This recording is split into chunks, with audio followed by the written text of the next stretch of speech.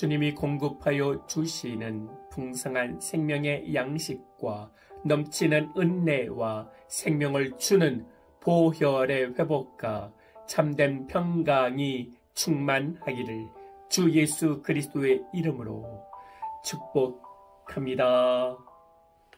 아멘. 오늘 말씀 요한복음 11장 40절 말씀입니다. 예수께서 이르시되 내 말이 내가 믿으면 하나님의 영광을 보리라 하지 아니하였느냐 하시니. 아멘.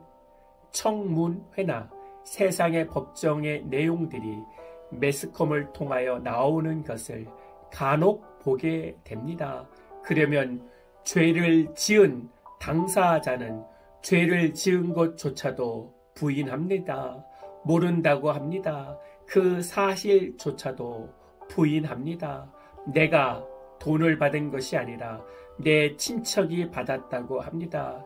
내가 아파트 매입한 것이 아니라 내 아내가 나도 모르게 매입한 것이라고 합니다.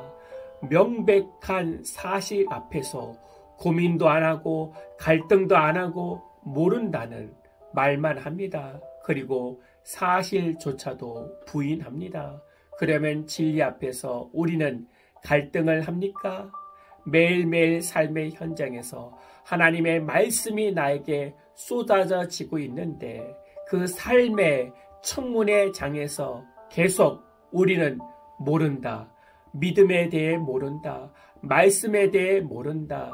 하고 있지는 않습니까? 그 말씀을 가지고 그 진리의 말씀을 가지고 갈등해야 하며 고민해야 되며 결국 결단해야 합니다. 믿으십니까? 아멘. 나사로를 살리신 기적을 많은 유대인들이 본 것입니다. 죽은 나사로가 살아난 기적을 보았지만 모두가 하나님의 영광을 본 것은 아닙니다. 죽었다 살아난 나사로를 보는 것과 하나님의 영광을 보는 것은 별개의 문제입니다. 어떤 사람들은 그저 기적만 바라보고 그 기적의 삶에서 멈추어 버립니다. 그래서 많은 사람들이 바리새인들에게 찾아가 예수님을 고자질하고 있습니다. 여기서 중요한 것은 우리는 기적만 원하는 자들인가 아니면 하나님의 영광을 보는 자들인가입니다. 기적을 쫓아다니는 사람은 기적에서 그의 삶이 멈춰지지만 하나님의 영광을 쫓아다니는 자들은 하나님의 예수님의 제자들이 되고 예수님을 부인하지 않게 되는 것입니다. 그래서 예수님은 기적을 쫓는 자가 아니라 하나님의 영광을 쫓는 자가 되기를 원하십니다.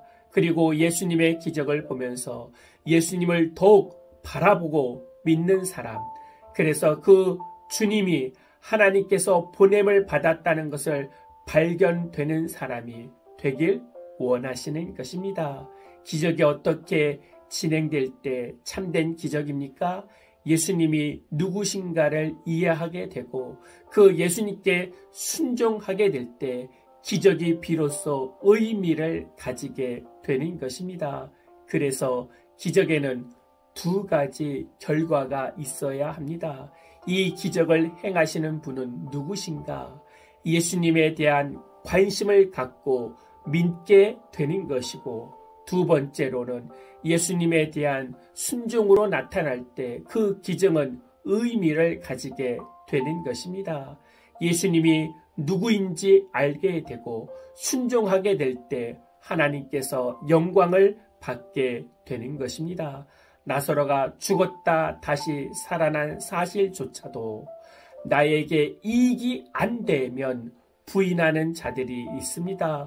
그리고 나에게 이익으로만 살아가는 자들이 있습니다. 우리 그리스도인은 사람의 이익으로만 살아가는 자들이 아니라 하나님이 주시는 말씀으로 살아가는 자들입니다.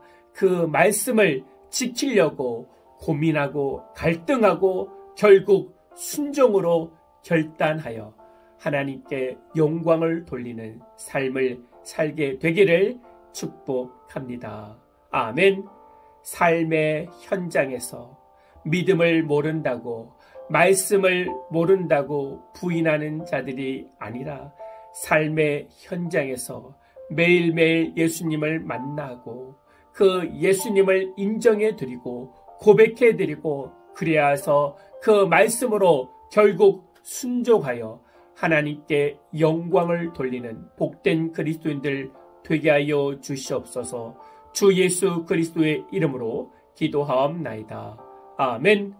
이제는 우리 주 예수 그리스도의 은혜와 만극하신 하나님의 사랑과 성령님의 내주 교통 충만케 하심이 이제부터 영원토록 함께할지어다.